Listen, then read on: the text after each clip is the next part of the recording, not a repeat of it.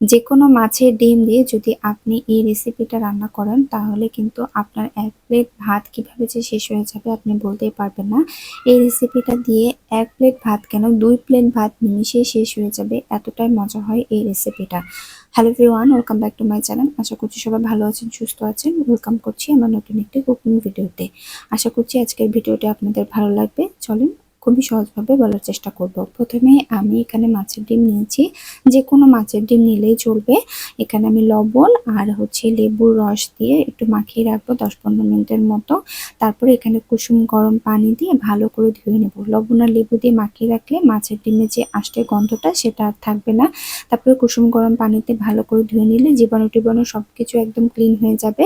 Clean করে নেওয়ার পর আমি কিন্তু ফ্রেশ পানিতেও ৩-৪ বার ধুয়ে নিয়েছি। এখন আমি মাছের ডিমের যে উপরের যে পাতলা আবরণটা আর শিরা উপশিরাগুলো আছে সেগুলোকে ভালো করে কুচলে কুচলে এভাবে হাত দিয়ে চেপে চেপে আলাদা করে নিব। এভাবে করলে মাছের ডিম থেকে পাতলা আবরণটা একদম আলাদা হয়ে যাবে, একদম ক্লিন হয়ে যাবে। তারপরে এখানে আমি একটা মুরগির ডিম দিয়ে দিলাম। তারপরে সেই মাছের ডিমের পরিমাণ অনুযায়ী স্বাদ মতো লবণ, হলুদ, ধনে গুঁড়া, জিরে গুঁড়া, ঝালের গুঁড়া, একটুখানি আদা রসুন বাটা দিয়ে ভালো করে এটাকে মিক্সড করে নিয়েছি। এখন কড়াইয়ে তেল দিয়ে এটাকে ভেজে নেব।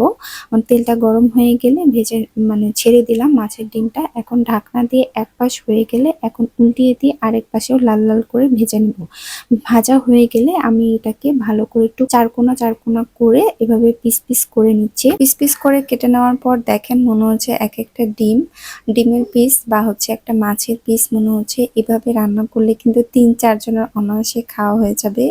বরকতও অনেক দিবে। এক রান্নাতে একদম বাজিমাত। এরপর আমি ভাজা হয়ে গেলে ওগুলোকে উঠিয়ে নিয়ে দুইটা পেঁয়াজ এখানে দিয়েছি, ২টা কাঁচামরিচ, টমেটো কুচি, একটা টমেটোর অর্ধেক, তারপরে তেল দিয়ে ভালো করে ভেজে নিয়ে পানি দিয়ে পরিমাণ মতো মশলা দিয়ে দিব। ১/২ চা চামচ লবণ, ১/২ চা চামচ ধনে গুঁড়া, জিরে গুঁড়া, ঝালের গুঁড়া ১/২ চা চামচ, হলুদের গুঁড়া ১/২ চা চামচের থেকেও কম, একটুখানি আদা রসুন বাটা দিয়ে ভালো করে কষিয়ে নিয়েছি। কষিয়ে নেওয়ার পরে এখন ভাজা মাছের ডিমগুলোকে দিয়ে মশলা সহ মাছের ডিমগুলোকে ভালো করে কষিয়ে নেব। এখন আমি অল্প পরিমাণ পানি দেব, যেহেতু মাছের ডিমটা আমার ভাজা আর মশলাগুলোকে আমি ভালো করে কষিয়ে নিয়েছি ২ বার পানি দিয়ে। এখন যেরকম ঝোলের ঘনত্ব আপনি খেতে চান, যেরকম ঘনত্বে খেতে চান সেরকম ঘনত্বে নামিয়ে ফেলবেন। আমার গাঢ় গাঢ় একদম মাখা মাখা খেতে ভালো লাগে, তো আমি সেরকম কনসিস্টেন্সিতে রেখেছি। আর বিশেষ করেন এই রেসিপিটা খেতে অনেক মজা হয়েছে।